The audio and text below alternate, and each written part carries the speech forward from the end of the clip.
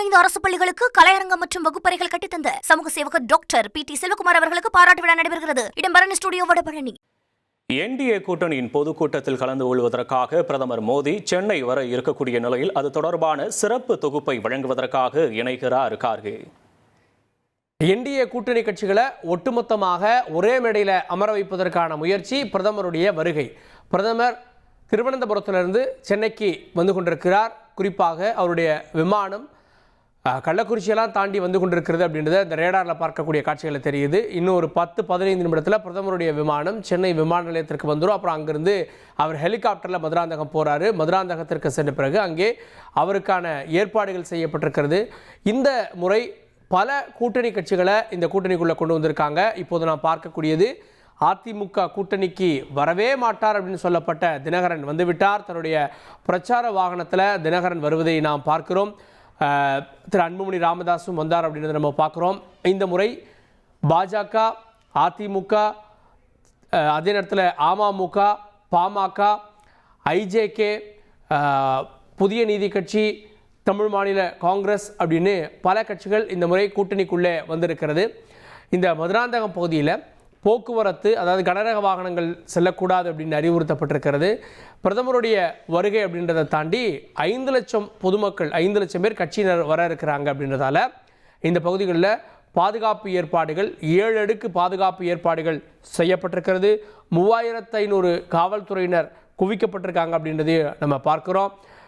கேரளாவில் அரசு மற்றும் அரசியல் நிகழ்ச்சிகளை முடித்த பிறகு பிரதமர் வந்து கொண்டிருக்கிறார் அப்படின்றத பார்க்குறோம். திரு ஜான் பாண்டியன் வந்து கொண்டிருக்கிறார்.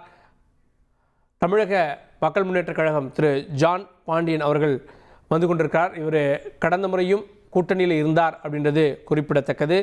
ஸோ இந்த புகைப்படங்களில் இடம்பெற்றிருக்கக்கூடிய தலைவர்களில் பலருடைய புகைப்படங்கள் இல்லை. குறிப்பாக தேமுதிக வருமா அப்படின்றது ஒரு ஆசோலேஷனாகவே இருந்தது.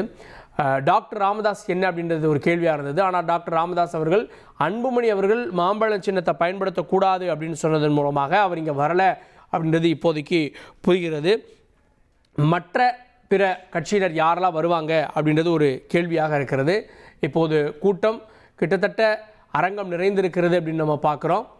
திரு ஜான் பாண்டியன் இந்த முறை வந்திருக்கிறார். புதிய தமிழகம் வருமா அப்படின்ற கேள்வி தொடர்ந்து கொண்டிருக்கிறது. புதிய தமிழகம் திரு கிருஷ்ணசாமி அவர்கள் வருவாரா அப்படின்ற கேள்வி ஒரு புறம் இருக்கிறது. ஏன்னா அவங்கெல்லாம் முன்பு NDAவோடு இணைந்து சேர்ந்து பயணித்தவர்கள் அப்படின்றது குறிப்பிடத்தக்கது.